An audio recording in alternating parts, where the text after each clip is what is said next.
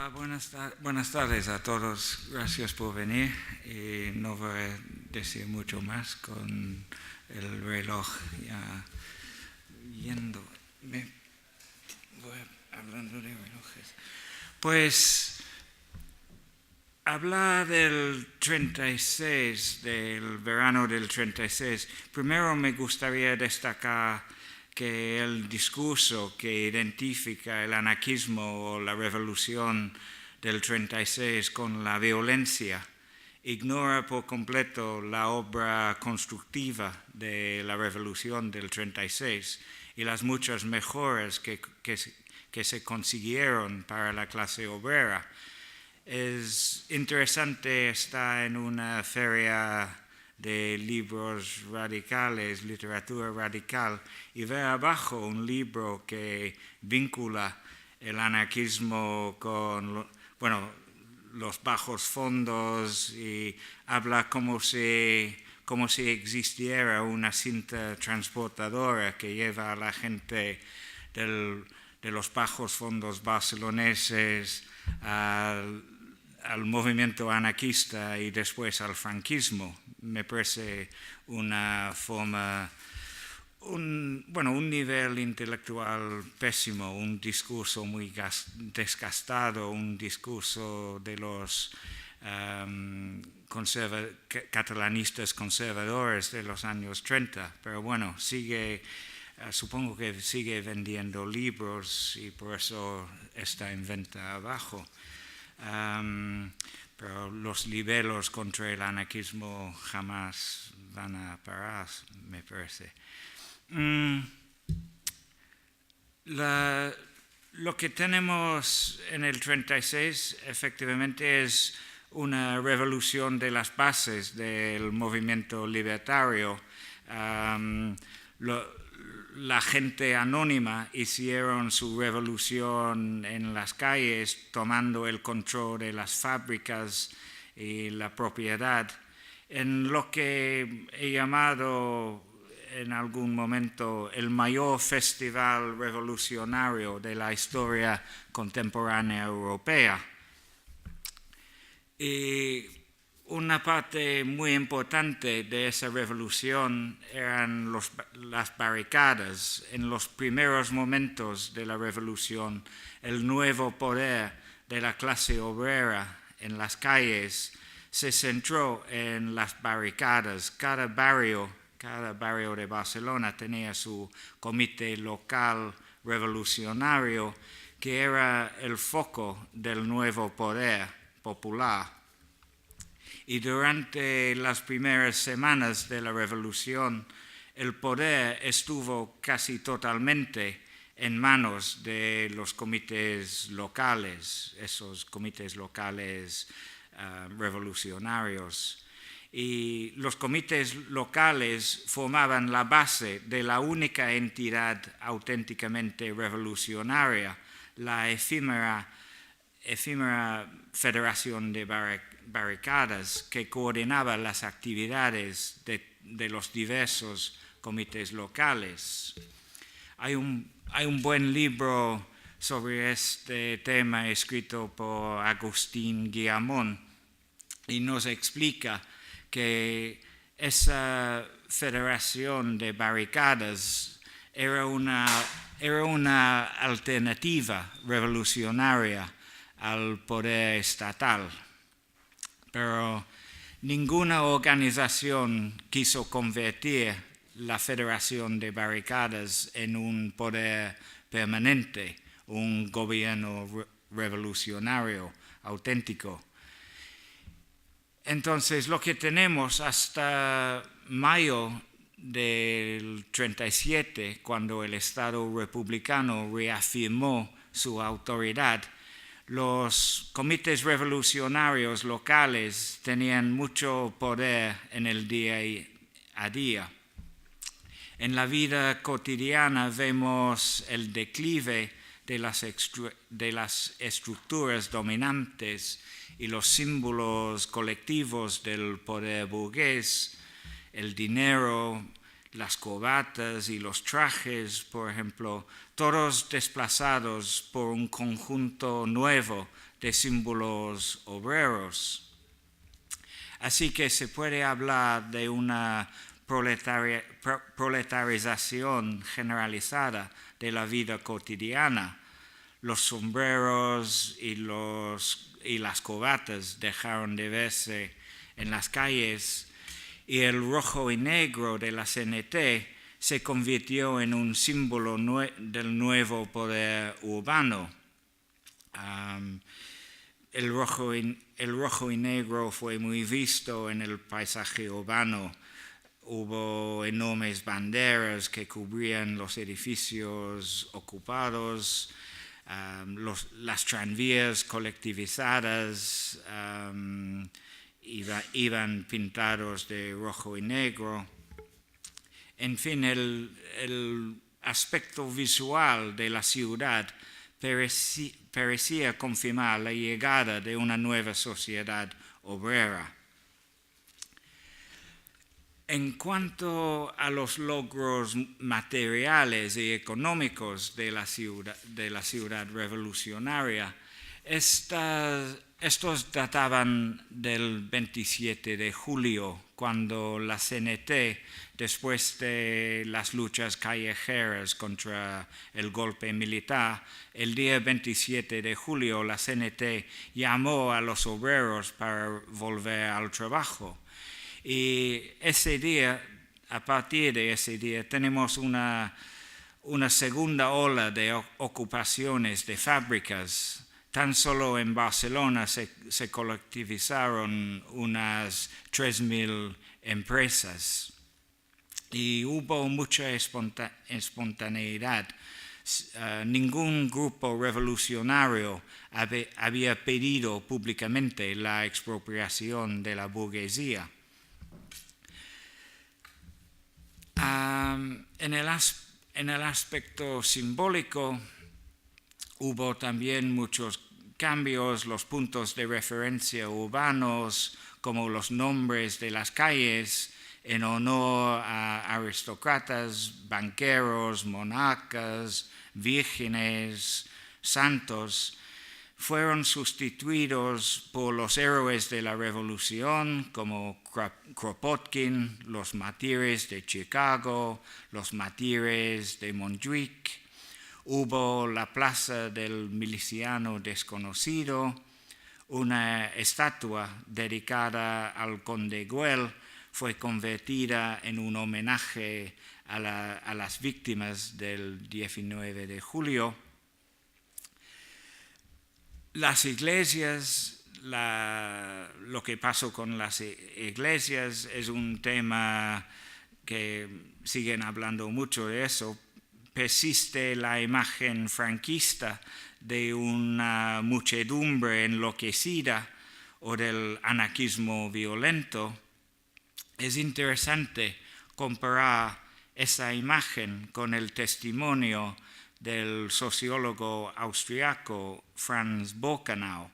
Franz Bockenau era un comunista, un académico, un sociólogo, y en su libro El reñidero español describe la quema de una iglesia en el centro de Barcelona como, y cito, un asunto administrativo, es lo que dijo Bockenau, un asunto administrativo, y cuenta en su libro cómo el cuerpo de bomberos estuvo presente para evitar que el fuego se propagase a los edificios contiguos.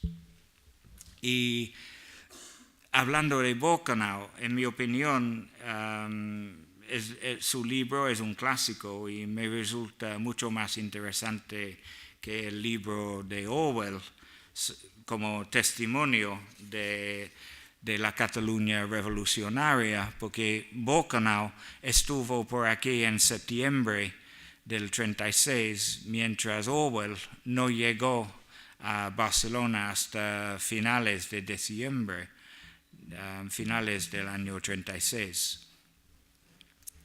Volviendo al tema de las iglesias, es domingo al fin y al cabo, está documentado que muy pocas iglesias fueron destruidas. Un informe de la Generalitat del 37 concluía que solo 13 de las 236 estructuras eclesiásticas de Barcelona habían sido demolidas. En fin, en la mayoría de los casos, los edificios religiosos fueron utilizados para un sinfín de propósitos seculares. Cantinas públicas, escuelas, centros comunitarios, centros para refugiados, almacenes, talleres, lo que sea. En un caso, la iglesia local pasó a ser una sala de cine en un barrio barcelonés.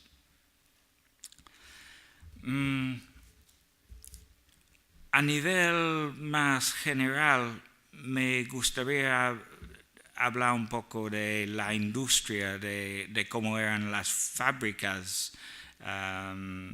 en la ciudad revolucionaria. En las fábricas más importantes se crearon guarderías que permitieron a las mujeres entrar plenamente en el ámbito laboral. También muy importante fue el proyecto de integrar la cultura dentro de las fábricas. En algunas fábricas se introdujeron programas educativos para los obreros en sus momentos de descanso. También se establecieron bibliotecas en algunas fábricas. Con los servicios urbanos y servicios de asistencia y vivienda hay grandes cambios también. Todo está diseñado para las necesidades prácticas de la gente.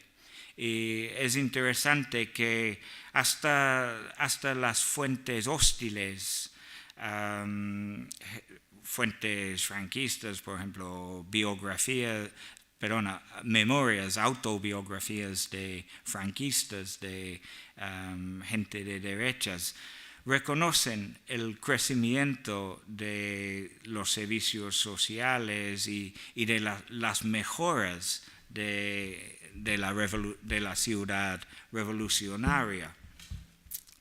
Un ejemplo famoso de este proceso es el Hotel Ritz, que se convirtió en el hotel gastronómico número 1, un comedor popular bajo control sindical que daba de comer a los milicianos, a los obreros del centro de Barcelona. También algunas casas privadas de la élite pasaron a ser utilizadas como restaurantes públicos o como residencias para los sin techo. De igual manera, hay una extensión de los servicios médicos. Los comités revolucionarios locales mejoraron los servicios médicos en los distritos obreros, crearon nuevos centros médicos en casas que habían pertenecido a los ricos y se establecieron 6 nuevos hospitales en Barcelona. La enseñanza es otro campo que experimenta un gran crecimiento.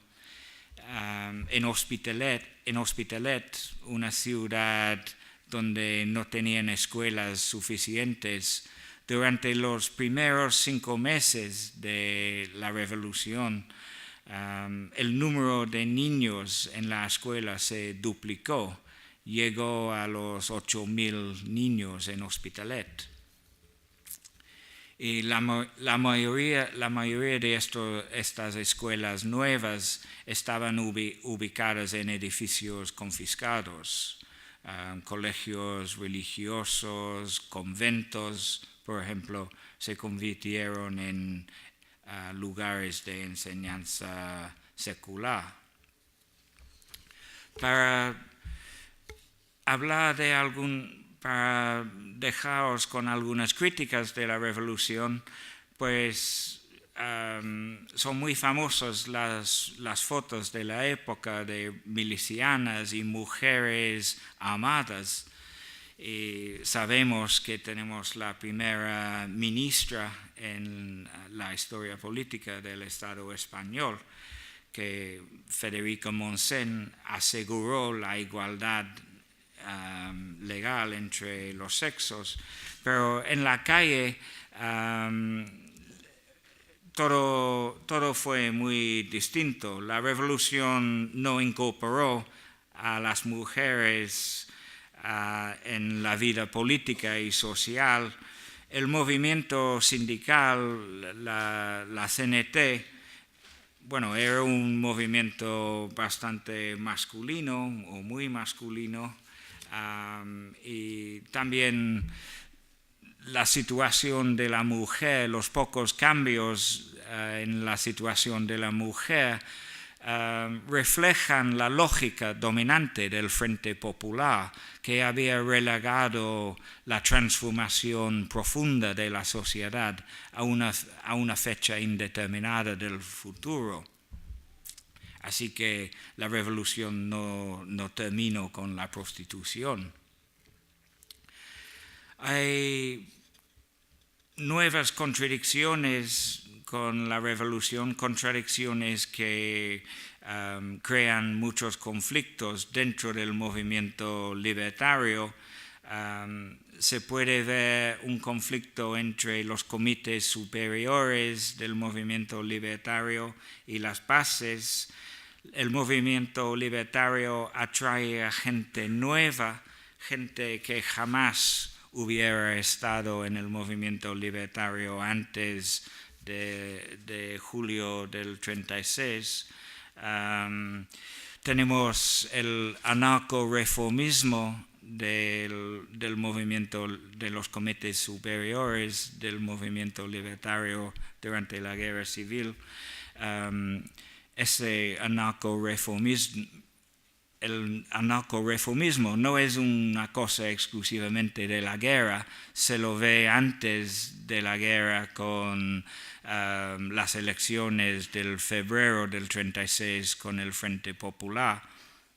Y también una contradicción muy grave es más bien grande dentro del movimiento libertario, es como los comités superiores se convirtieron en como anarco-stalinistas durante la guerra civil, porque para frenar las críticas de la base del movimiento libertario, los comités superiores efectivamente se portaron, utilizaron medidas de control, lo que yo los llamaría stalinistas.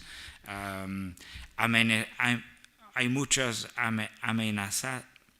amenazaron muchas veces a los críticos, el sector crítico de la CNT. José Peratz, que es un futuro historiador de la CNT, él cuenta que recibió amenazas directas de gente como Juan García Oliver, gente con peso dentro del movimiento libertario, el ministro Juan García Oliver, y utilizaron la amenaza para frenar la crítica de las bases.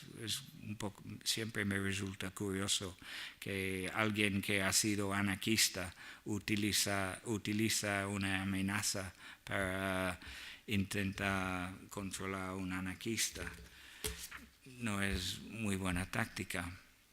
Pero al final los comités superiores ganaron la batalla, perdieron la guerra, pero ganaron la batalla.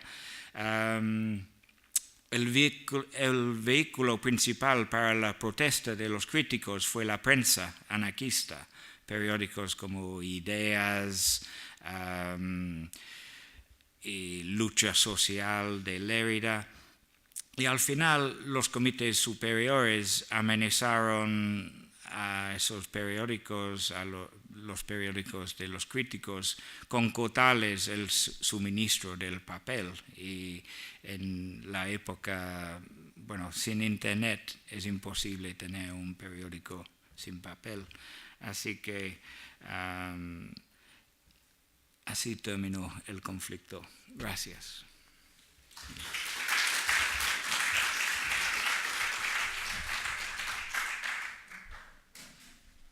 Buenas tardes y gracias.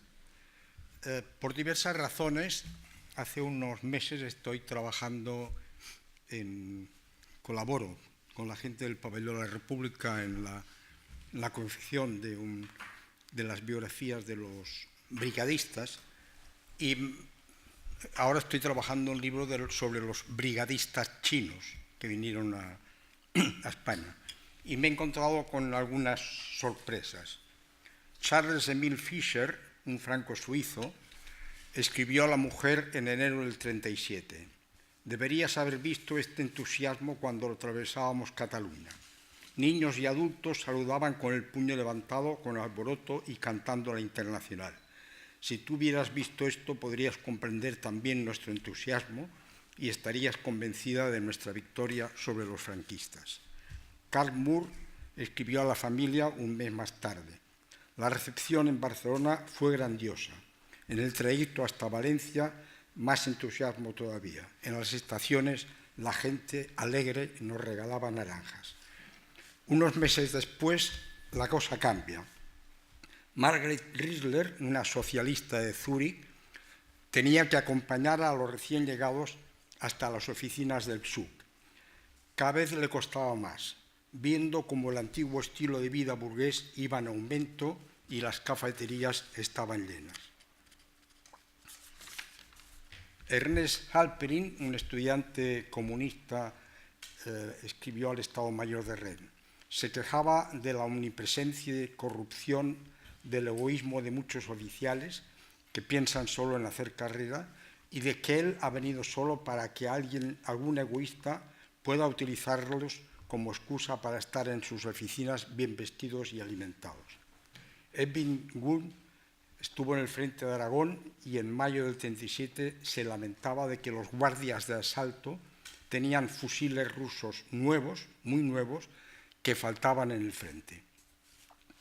Este contraste es el que creo que valdría la pena comentar. En primer lugar, quisiera recordar que cuanto diré es discutible, faltaría más. A mí me pasa como el pot de foix, és quan dormo que veig clar. Y quisiera señalar primero tres elementos previos. El mundo en 1920, o a partir de 1920, está en una crisis global del capitalismo, aunque la actual es mucho peor. España en 1931 era más similar al México de Porfirio Díaz que a la Europa del Norte. Era un anacronismo España cuando todo se tambaleaba. Y también quisiera recordar, en tercer lugar, que la República no es nada más que un sistema de gobierno. Y la República Española, frente a las necesidades y demandas de la sociedad civil, siempre recurría con respuestas timoratas a las propuestas que además jamás se cumplían. Sobre el verano del 36, en primer lugar quisiera recordar que hay una serie de personas, Chris ya lo he señalado, que parece que no tienen otra misión que desprestigiar lo que ocurrió. Hay muchos casos y me limito a un par. Albertí, que era de uno de tantos pueblos de Cataluña donde hubo ningún muerto, dice que la Cataluña del 36 sería parecida a la Camboya del Pol Pot. Y Solé Sabaté dice que en el verano del 36 solo hubo asesinatos y caos. Frente a esto, yo creo que hubo 3 meses de espontaneidad, euforia, optimismo y esperanza, de imaginar cambios, una temporada o una época en que todo era cuestionable y todo era posible.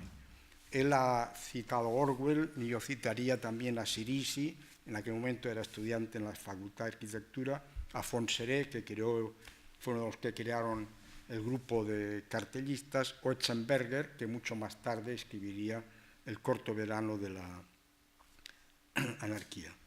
En tercer lugar, la emergencia de los sin rostro. Hay una mudanza total en el escenario. Los que hasta este momento habían estado en primera fila desaparecen y gente que jamás había subido al escenario de repente son los protagonistas.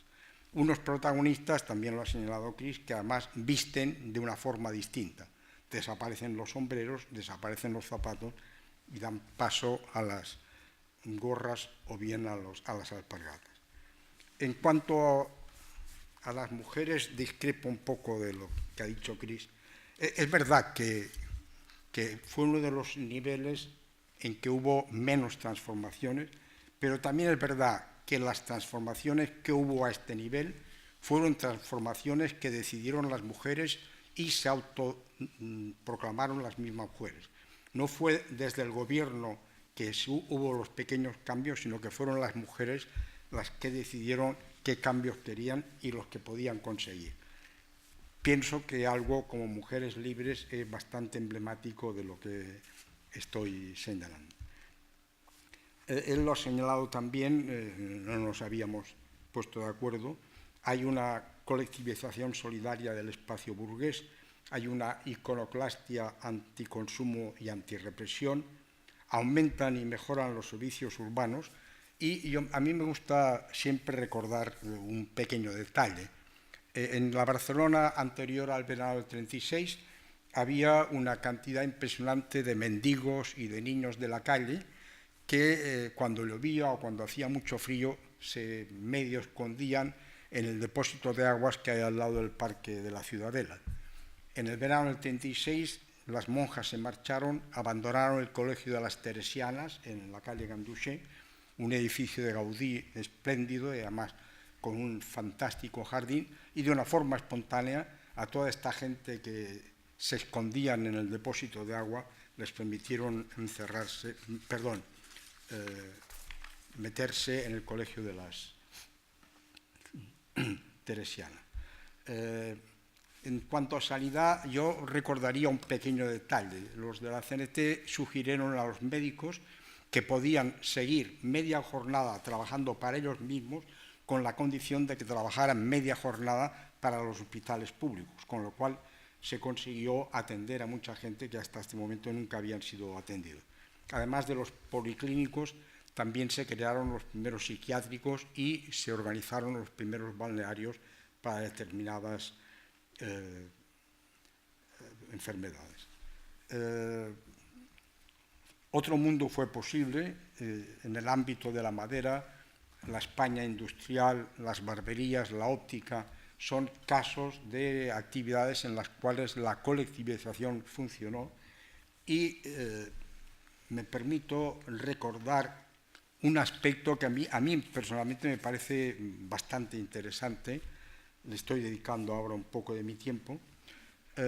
Una de las necesidades vitales en las que se encontraron los revolucionarios y que no contaban con ella antes del verano del 36 era la necesidad de obtener armamento para enfrentar a las tropas franquistas que habían ganado en media España. Ante esta necesidad, yo pienso que lo que ocurrió en Cataluña fue de alguna manera emblemático. Se creó la Comisión de la Industria de Guerra de Cataluña, que actuaba en el ámbito de la química, de la metalurgia, de la aviación y también importaba armas, y esta Comisión de la Industria, en la cual trabajaba un personaje sorprendente del cual no sabemos nada después del 39, Eugenio Vallejo Isla, un obrero metalúrgico de la CNT que no había tenido jamás ningún protagonismo y que se vio que era una persona con una gran capacidad para organizar y para resolver problemas, y Eugenio Vallejo colaboró con otros obreros de la CNT, con militares que quisieron quedarse con los revolucionarios y con Tarradellas, así como también con universitarios y con militares. No se creó un organismo estatal, sino que se creó un organismo en el cual se coordinaban diversas actividades sin que nadie mandara en absoluto. Esta Comisión de Industrias de Guerra fue un modelo de cómo el gobierno de la Generalitat y los sindicatos podían llegar a coordinarse para resolver problemas muy graves. Me parece llamativo que tuvieron mejor resultado empresas colectivizadas que las empresas que creó la Comisión de Industrias de Guerra.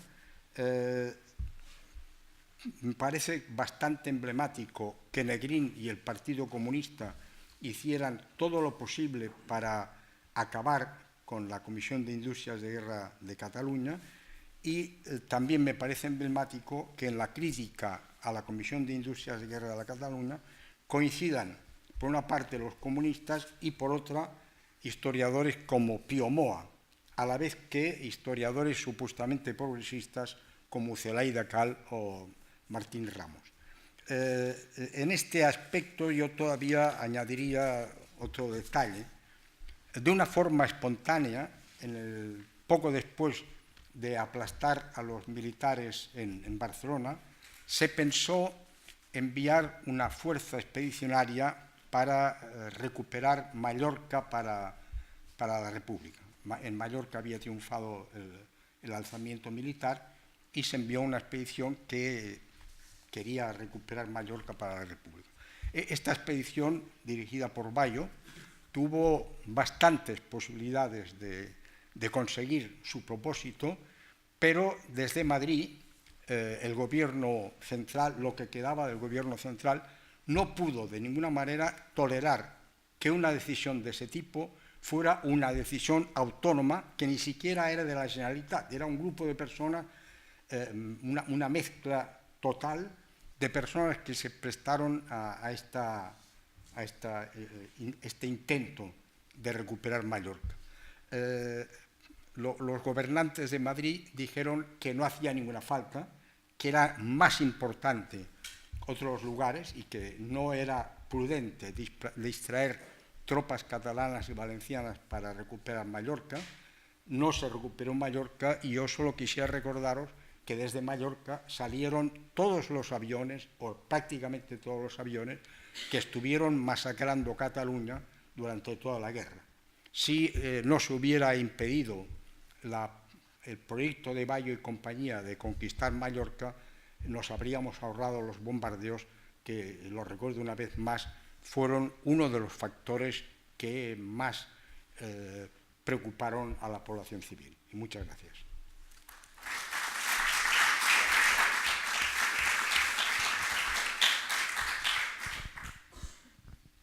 Tenim més temps al previst, tenim 25 minuts, així que si voleu fer alguna pregunta o...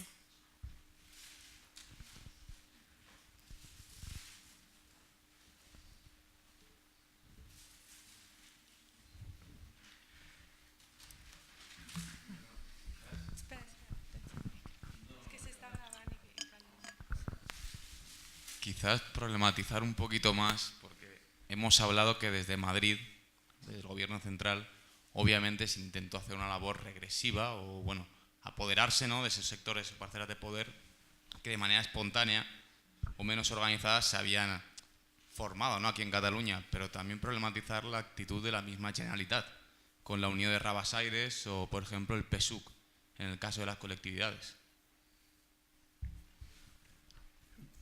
Pienso que uno de los grandes debates que que se provocó, y tú lo has mencionado repetidamente, el enfrentamiento incluso entre los comités superiores y los otros, ¿no?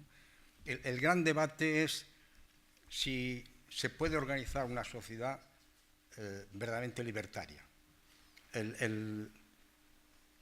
Posiblemente la única ventaja de la crisis de los años 20 es, igual que ahora, que demostró que el sistema no funciona. El sistema es un caos, el sistema ni siquiera cumple aquellas cosas que supuestamente puede resolver. Entonces, ante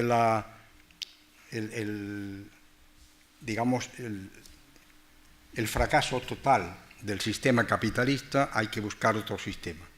Y este sistema tiene que ser, naturalmente, lo antagónico del capitalismo. Y antagónico del capitalismo es lo que sugiere Serrat en su canción, que todo sea como está mandado y que no mande ni Dios. Entonces, evidentemente, cuando se intenta organizar un sistema sin poder, siempre aparecen los que defienden el poder como sea. Y lo más triste es lo que ha señalado Chris, que aparecen incluso entre los mismos libertarios gente. Yo quisiera suponer que con la mejor intención del mundo pensaron que había que organizar la cosa desde arriba, porque si no, no se organizaba. Pero lo que es incuestionable es que la guerra se perdió.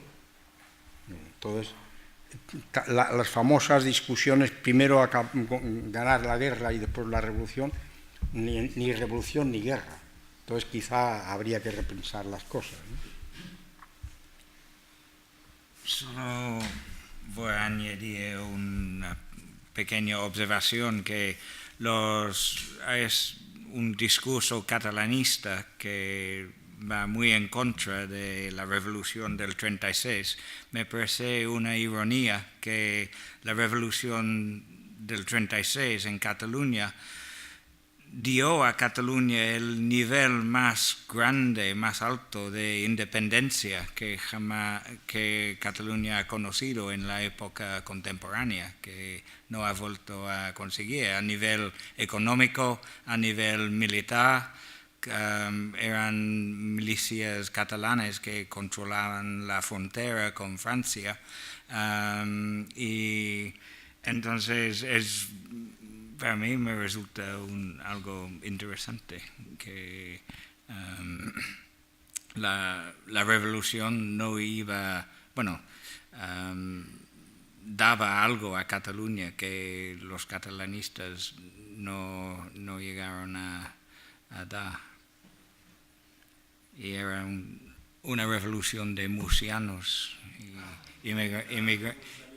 Eso, el catalanismo y el anarcomucianismo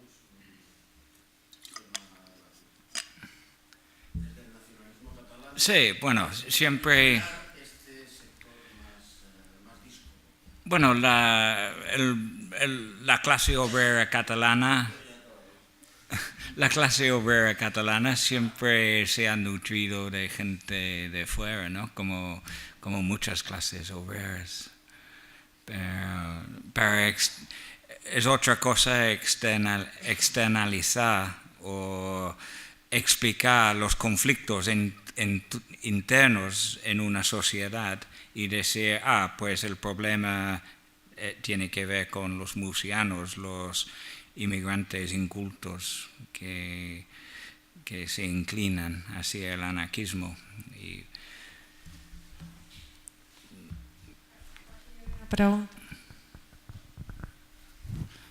Hola, buena tarde. ¿En catalán me entiendes? No. Bueno, ¿Mejor castellano? mejor, sí. Vale, de acuerdo. Pero Sí, practico a lo también mejor yo. te entiendo. Perfecto. Bueno, teniendo en cuenta, no sé, en castellano no sé cómo. En cuenta, perdón. Teniendo en cuenta los matices que hay, ¿no?, en la revolución, a veces tenemos que pensar también a ser autocríticos, ¿no? Se cometieron excesos, eso es evidente. Yo encuentro incomprensible el asesinato, por ejemplo, del periodista catalanista y republicano Josep María Planas y otros. Aparte de esto, también os quería preguntar si una revolución que no tiene en cuenta la moral, si puede triunfar o no. Pienso también en la carta, por ejemplo, de Simón Weil a Bernanos, en que condena algunos excesos, y también entra aquí la cuestión de la fi als mitjans, ¿no? Si una revolución que no tiene en cuenta los mitjans, por muy bella que pueda ser la fi, no tiene sentido, ¿no? ¿Qué pensáis sobre esto? Gracias. Pues no niego que hubo muchos actos de violencia. He hablado de la iglesia y hubo una matanza, si utilizamos la palabra, muchos curas, mucha gente religiosa murió en Cataluña.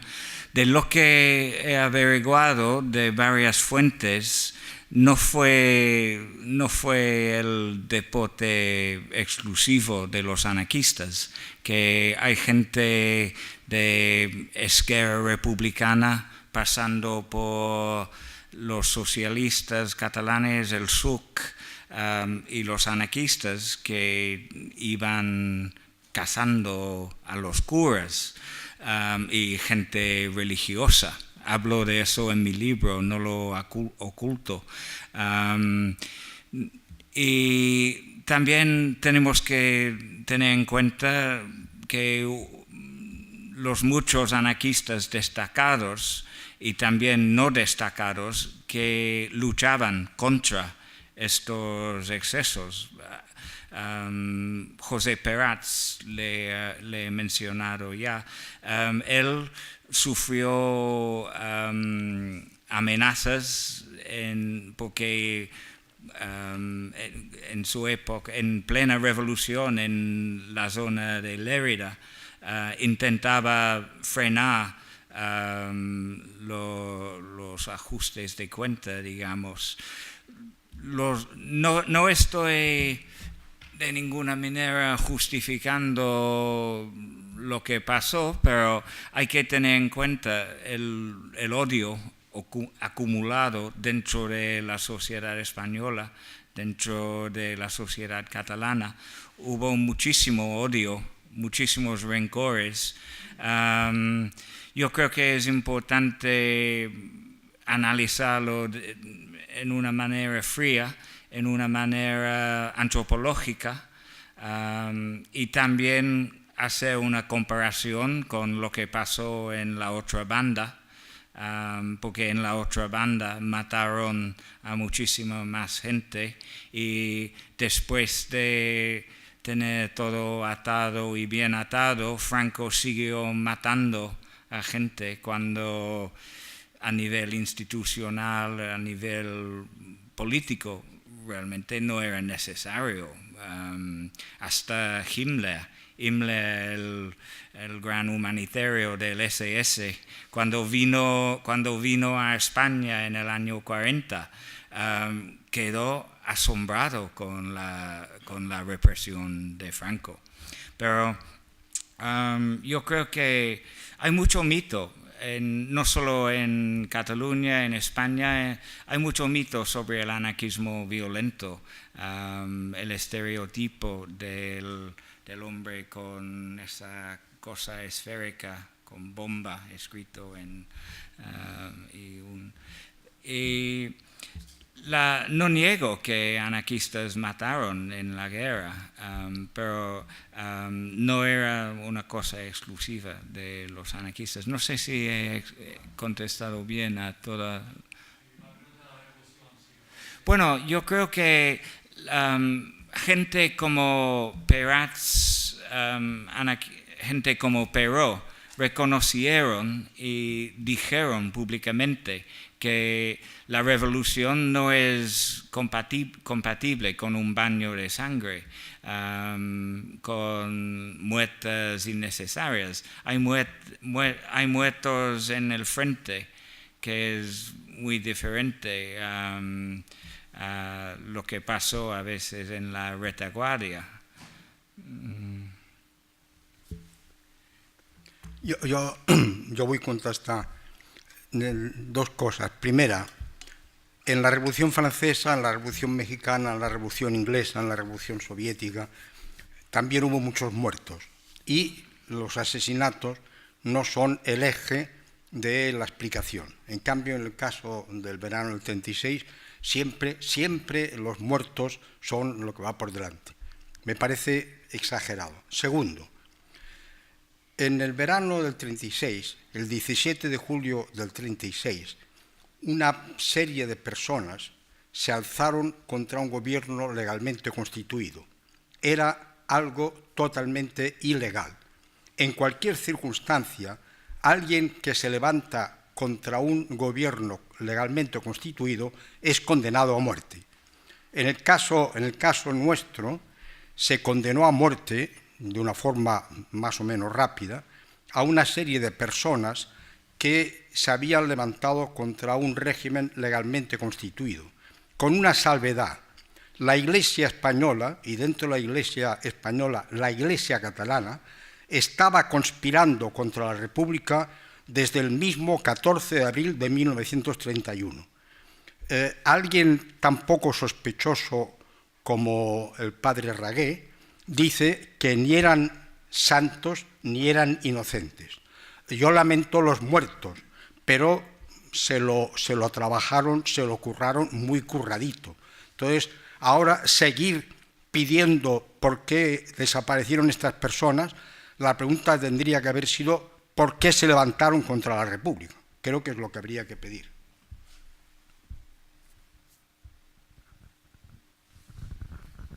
¿Alguna pregunta más?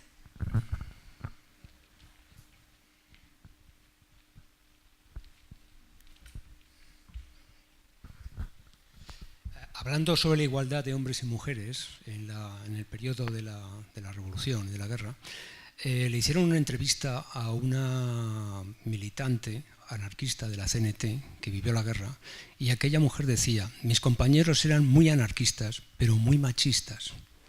A mí se me hace un poco extraño esto. Algo sí que has dicho, de que, bueno, que no se veía en la vida cotidiana, no se veía esa igualdad. Sí en derechos, pero no. ¿Podríais aclarar un poquito más? Bueno, lo que no voy a discutir tanto con Miquel, le quiero mucho. Lo que yo creo que no hay tanta diferencia entre nosotros, pero yo he destacado el machismo que existió dentro del movimiento sindical, anarcosindicalista. En general, los sindicatos eran espacios masculinos. Los militantes, los afiliados iban a las reuniones con sus hijos, pero rara vez iban con las chavalas. Y esto ni lo cambió en el exilio. Yo hice una entrevista con una exiliada, una anarquista, y le preguntó sobre el Rue Belfort, ¿sabes?, el fortín de la CNT en Toulouse, y me dijo: yo no iba ahí, Federica era la única que iba ahí con frecuencia. Pero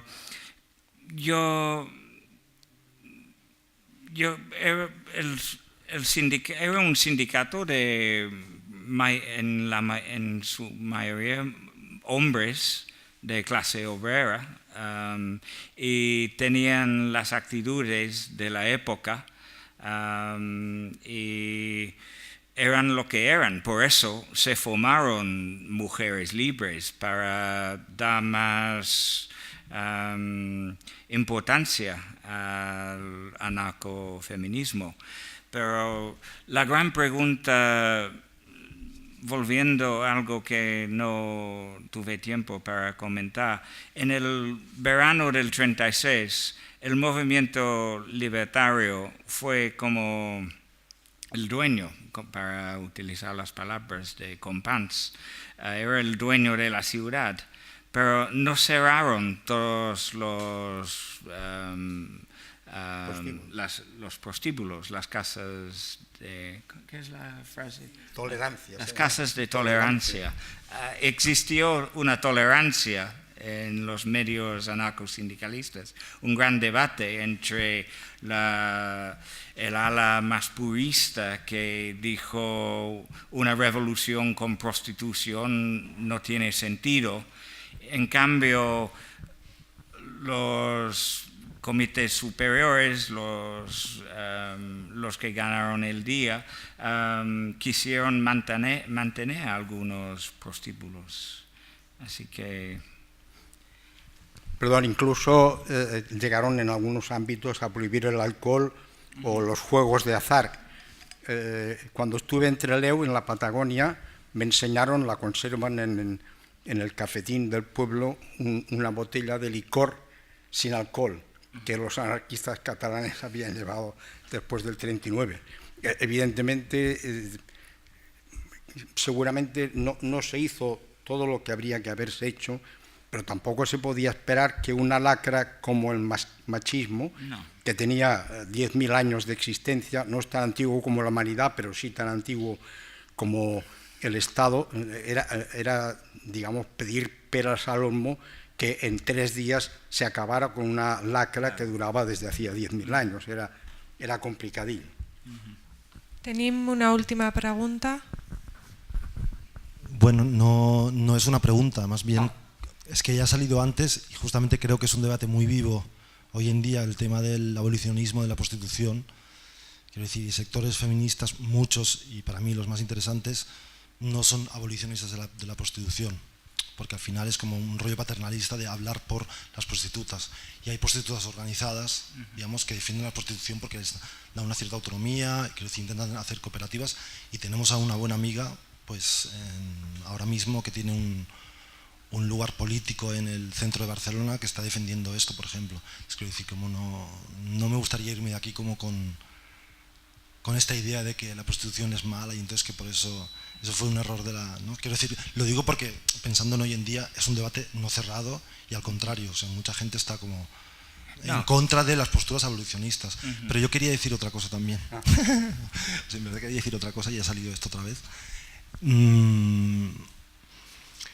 La cuestión esta de que la revolución respondió a una quiebra del orden constitucional que habrían hecho los franquistas, ¿no? Digamos.